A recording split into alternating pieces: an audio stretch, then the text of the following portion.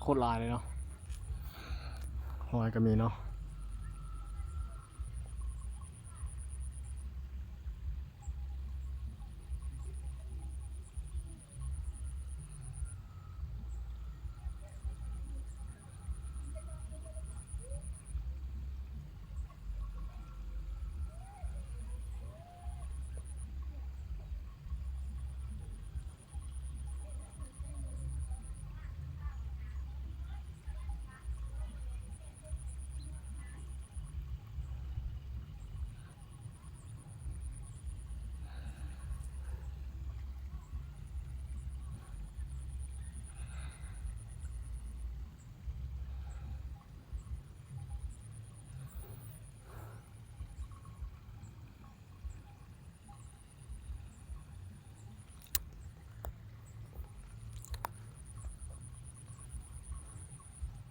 ผักเกษตรเนาะโคตรลายเลย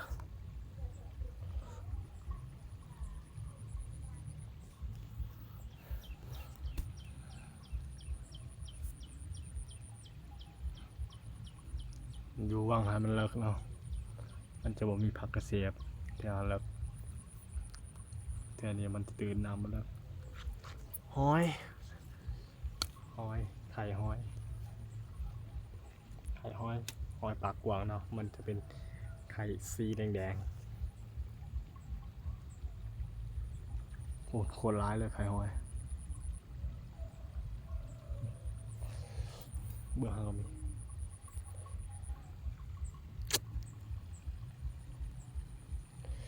บ่ได้เก็บเนาะมันจะเป็นหอยโคตรปลาไง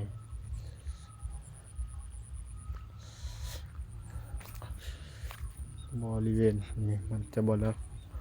น้ำตื่นแถวว่ามีผักเสียบโคตรเลิกท่วมหัวปลานี่บริปล่อยเนาะมันเป็นปลาธรรมศาสตร์ขึ้นเอาตะกี้มีอยู่ปล่อยแต่เดี๋ยวนี้มันเป็นปลาธรรมศาสตร์แล้วบริเลี้ยงมันปลาธรรมศาสตร์ขึ้นก็ลายแล้วก็เลยบริเลี้ยงขึ้นมาแต่น้ำสี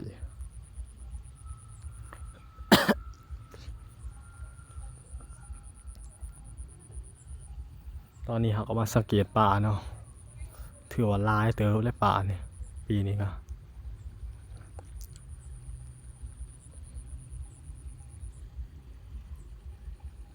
ถ้าว่าโป่มเนี่ยโอ้ยฮอตเดือน11 12คนแล้วซิลิโปมน้องป่าลายขนาด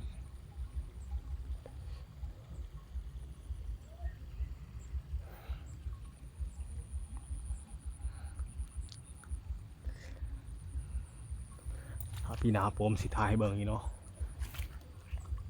ถ่ายให้เบิ่งป่าตอนจับป่ามารุ่นรอถาพี่นาเนาะประมาณเดือน2 เดือน 1 2นั่นแหละสิได้ดูดน้องแล้วสิดูดเอาปลาธรรมศาสตร์ออกเนาะแล้วเพราะว่าปลาขอลายเลยกันทำมาดูดออกนี่เฮาสิปล่อยปลาลูกปลานิลปลาปางมันสามารถปลาคอกินหมดเฮาต้องได้ดูดออกและจับปลาคอและข้างน้ำไว้กันเลยสิปล่อยปลานิลออกกับปลาไหนปลาปาก4-5 พันมีนา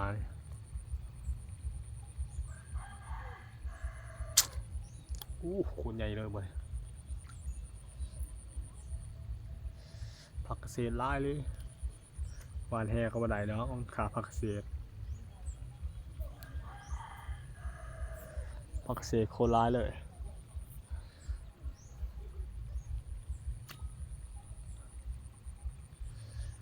บรรยากาศโคตรดีเลยเนาะแถวนี้เนาะเพราะว่าเพื่อนคนมันจะบ่ค่อยได้หลาย2-3หลังเหือนแล้วมันห่างกัน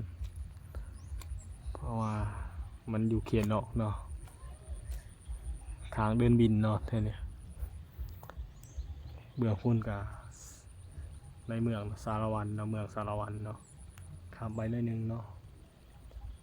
มันเดี๋ยวนี้มันจะออกเขตนอกมาหน่อยนึง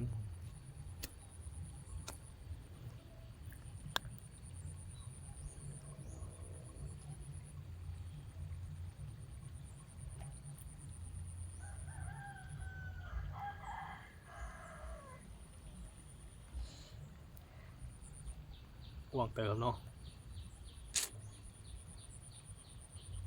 บ่อทาจะระบายน้ำออกเนาะมันมีแนวกันไว้